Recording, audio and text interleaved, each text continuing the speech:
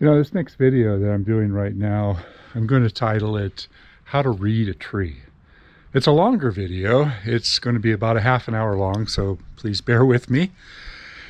And the point that I'm going to be trying to make is looking for different issues with trees, problems with trees, when the tree is the wrong choice, when it was a tree that maybe was developed and has inherent problems.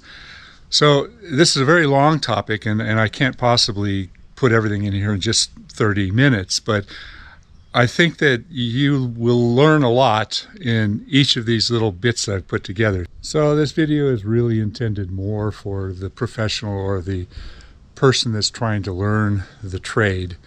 But I think a lot of you tree lovers and owners of trees are going to enjoy this as well.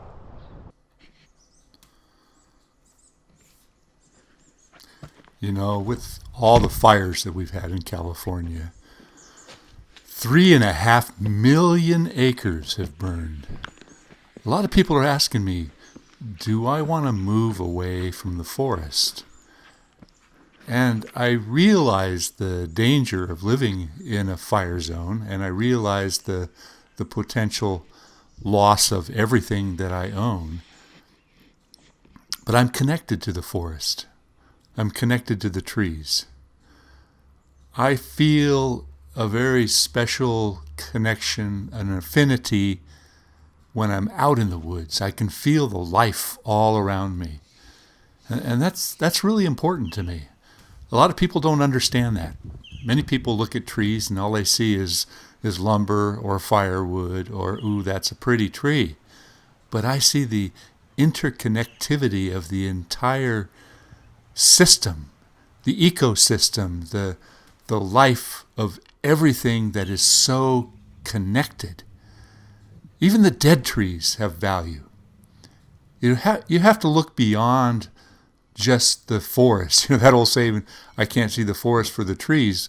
Well, this video is about seeing more than just the trees. It's learning how to read a tree.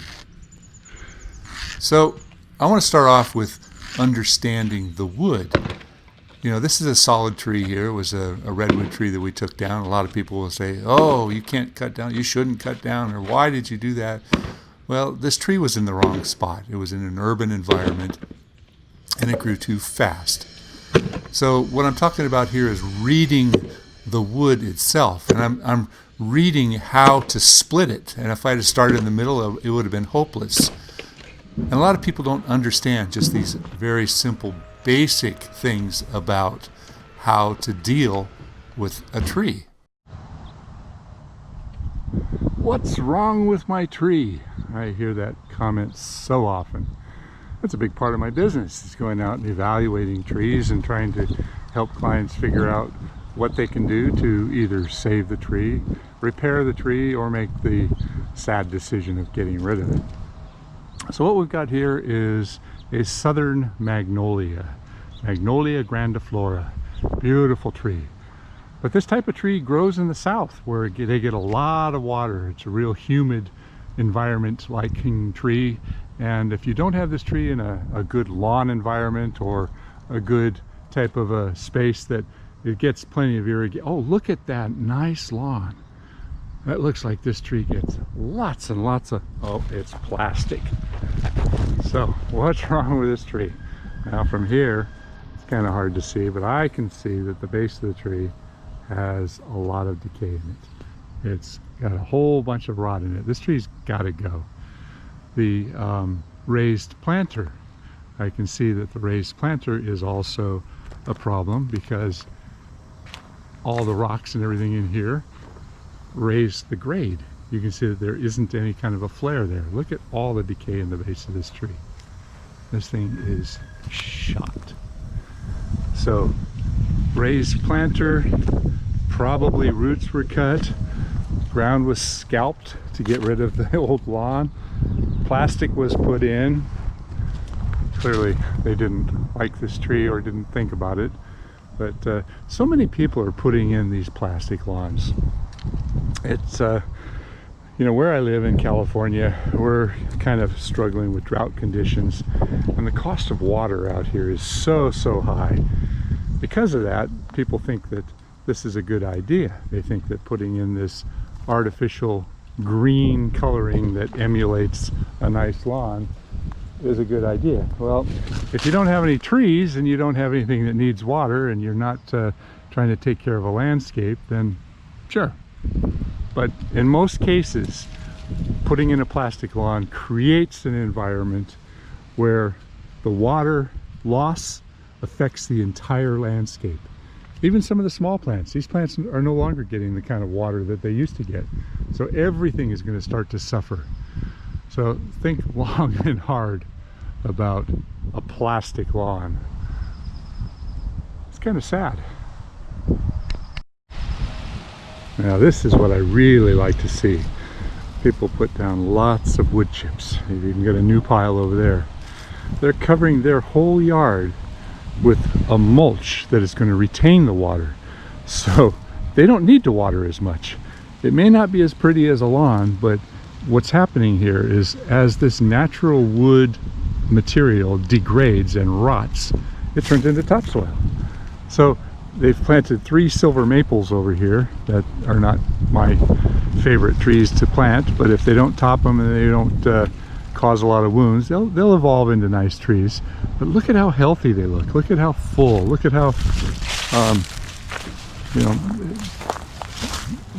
those are really good quality young trees. Now, a lot of my job when it comes to reading trees involves trees that have failed in one way or another.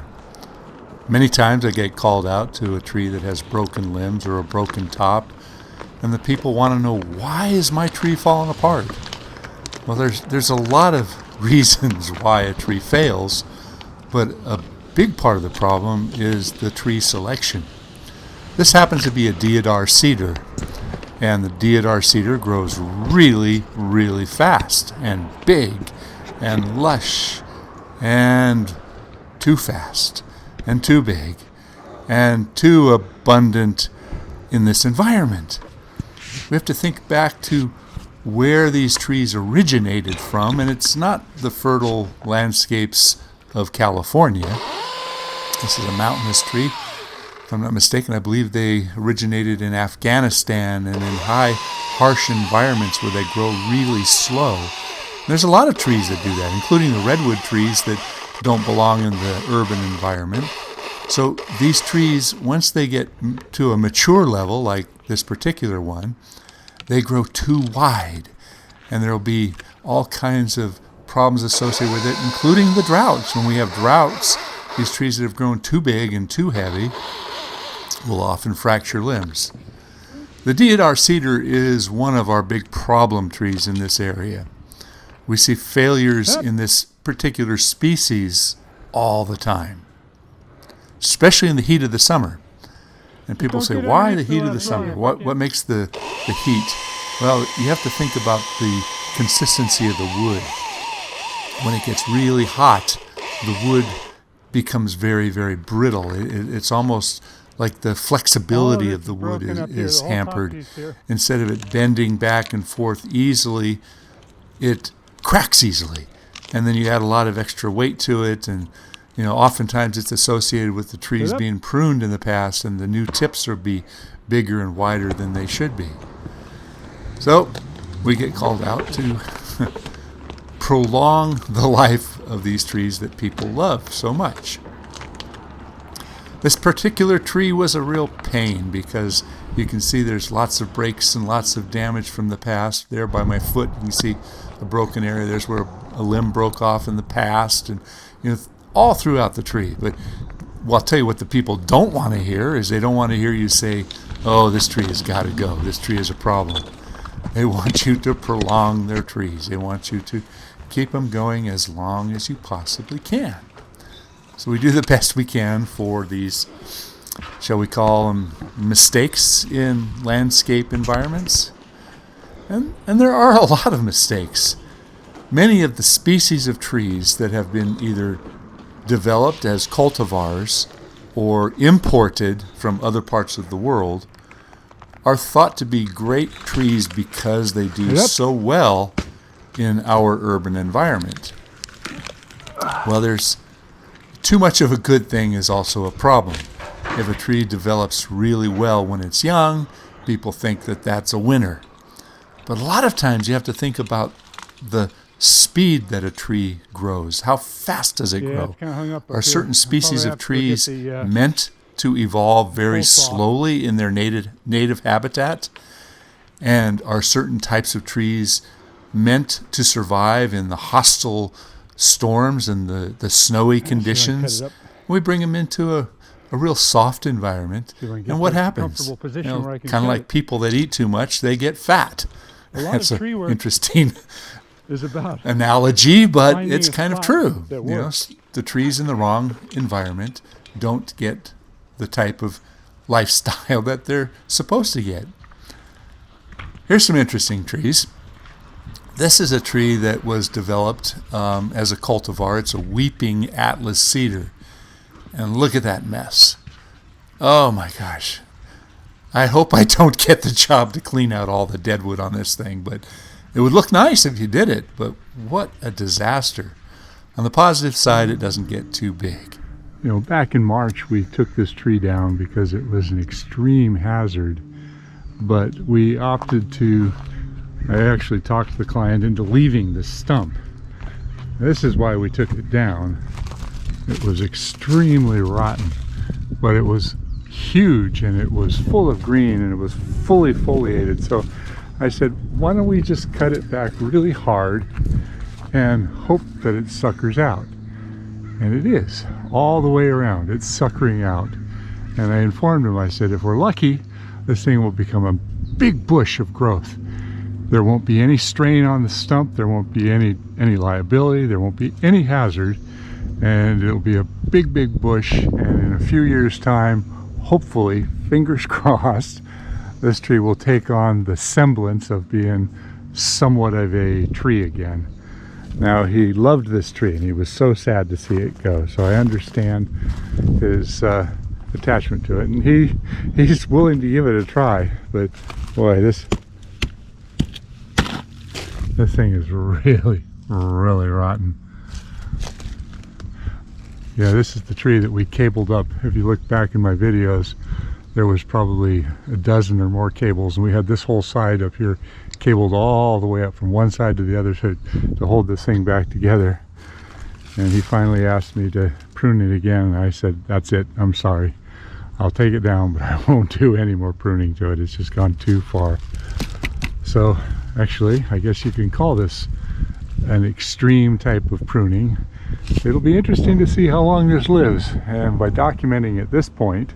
So we did this the 1st of March. We get all of March,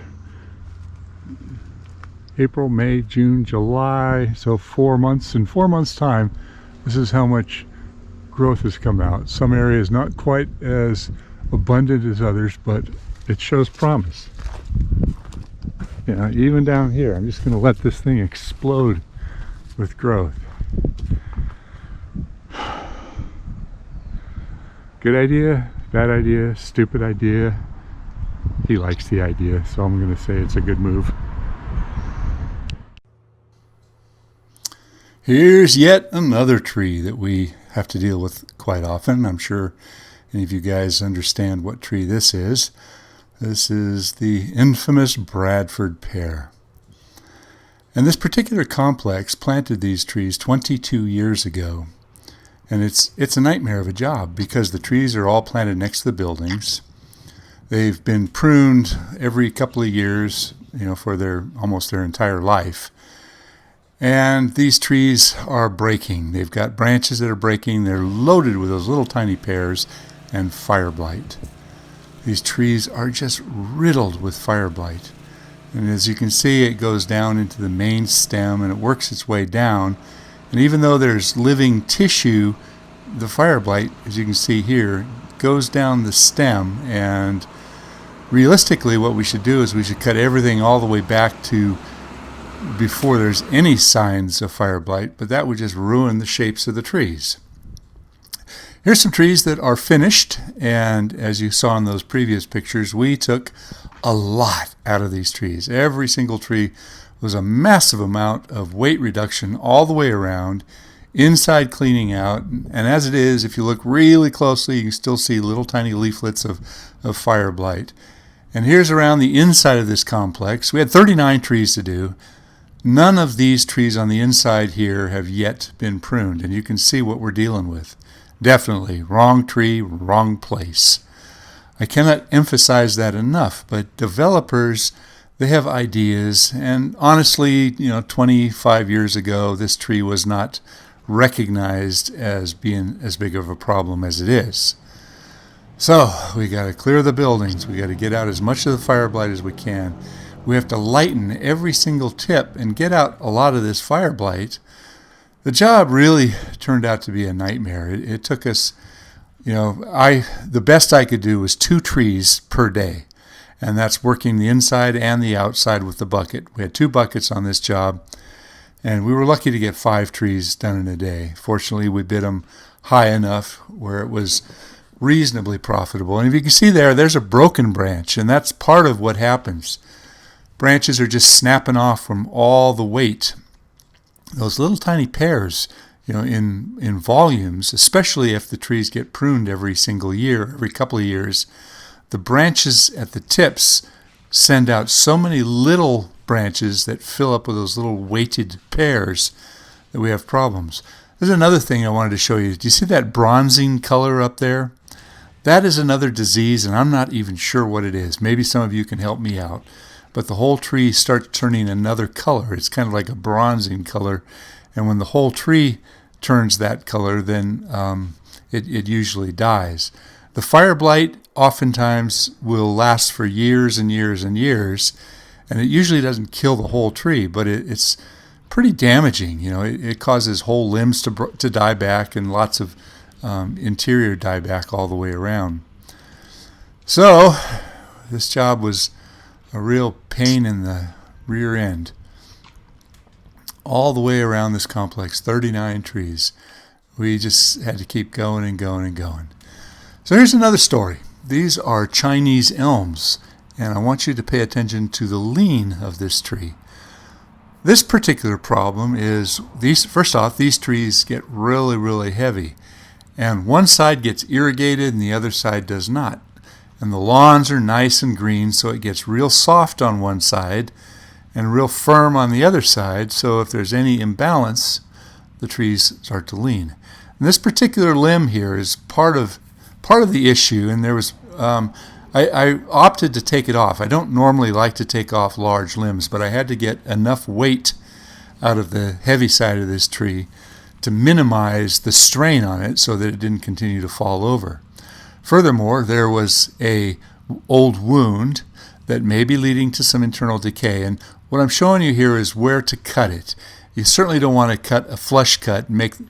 Ideally, you want to make the smallest wound possible that you can without it being a flush cut or without it being a big stub. So I got in here and I took off this one big limb, and I did a significant amount of weight reduction on the whole tree because I see it as a potential tree to go down. There was also a big split on the trunk there. I'll show that a little bit later on. So this was in front of a church, and there's a high traffic area. A lot of people attend this church, or at least they did before COVID. But this will pick up again. I think they're starting outdoor services now, and a lot of people walk in this area and people park under these trees.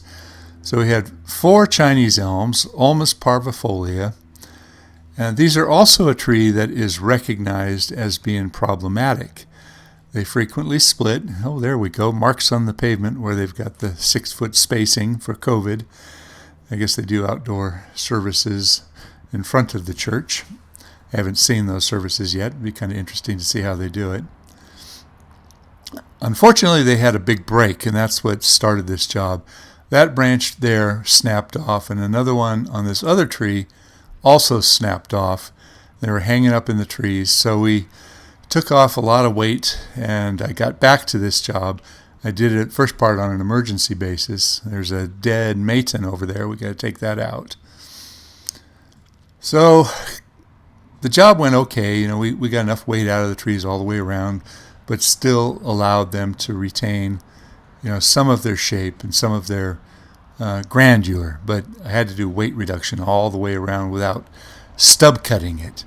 So it was a lot of drop crotching and bringing back the tree, but still leaving the length of a lot of these branches is fairly large. As you can see, you can't even drive trucks under here, so we had to raise it up enough so that this church would be accessible by vehicles. Even cars now, it was getting scraped. They also had a lot of liquid ambers in here, and this is kind of interesting. If you look at the trees on the left, how green they are, and some of the trees on the right, they're starting to turn fall colors. And I drive by this church often, and it's real interesting. In the early fall, we're in autumn now, the fall colors on some of the trees turn before all the others. And at this time of year, these trees are just heavily laden with these liquid amber balls that are still green and very, very heavy. So this is also a species of tree that breaks. Frequently we have failures. So look at it. There's the early coloration change on these couple trees over here, but the rest of them are still dark green. So when I drive by here, I'll see some of the trees will turn red and the others will be green. Then those first red trees will lose their leaves, and then the others will start. So why, I don't know. So let me get back to doing some of the work. I did bring both buckets out here so we could hustle through this job as fast as we could. This first limb that I was going to take off, I'm just going to cut it from the ground. Got my old Stihl 200T. I've still got one that works. Got a couple of old ones that are pretty worn out. A lot of people think that this is the most powerful climbing saw made. I tend to agree, but I like the 201, and even the 202 is not too bad. But the old standby just seems to go and go and go. I've had this particular saw for, I think this saw is probably 15 years old. It is one of the backup saws, so it doesn't get used every single day, and that's probably why it's still alive. So I made my undercut far enough out so that if it did rip, it wouldn't rip down the trunk. And I'm putting a small notch in there. I'm going to cut it fast, but without the notch, it could possibly rip all the way down. So a quick cut, boom, it's on the ground. Now I've got to clean up the rest of it. All the weight is off of it, so I can cut through. And a lot of times, like here, you can see me starting the cut from the top. I'm being very, very careful that the nose of the saw does not go in and scar the other part of the tree. It infuriates me when I see that. Then I make a quick undercut, lined them up the two together, and just like that, nice clean cut. Or was it? Let's take a look at that cut. You can see the undercut missed the top cut just by a little tiny bit, and you can see over on the right, it did pull off just a hair. So that wasn't a perfect cut. It's not a bad cut, but I could have done it a little bit better. And you see where I left it? I didn't cut it so close that it made a huge wound, and I didn't want to cut into that other wound. So I opted to cut it out a little ways, and you can see the delineation of where that limb would have likely split off or pulled the whole tree down. So that one limb there, it's pretty heavy. I'll bet it was 700 or 800 pounds, and full of water, really heavy.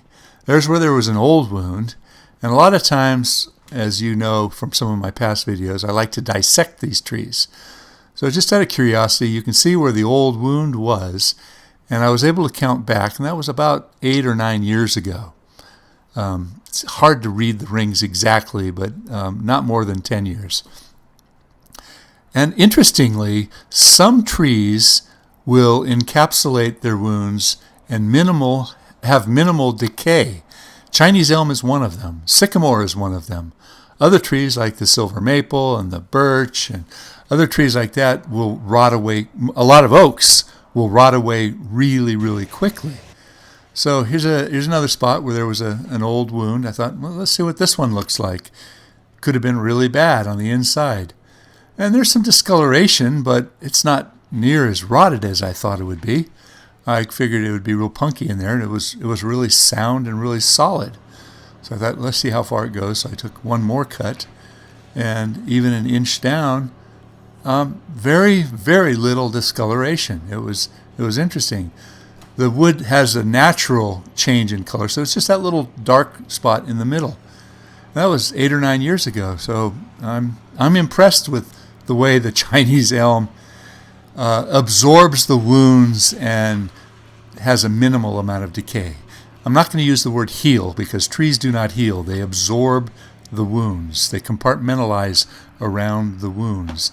And here's that shot where an old limb was either ripped off. I believe it was probably hit by a truck or something, but that's in the leaning tree. And so the tree is probably somewhat hollow. It's got a weakness to begin with. They didn't want to lose it, but I certainly wanted to get enough weight off of it. Well, thanks for watching this rather long video. And I'm going to finish it off with a little view of where the fire was. That far hillside all the way down over there. You can see where the burn was coming down and towards us. I am eternally grateful to our firefighters.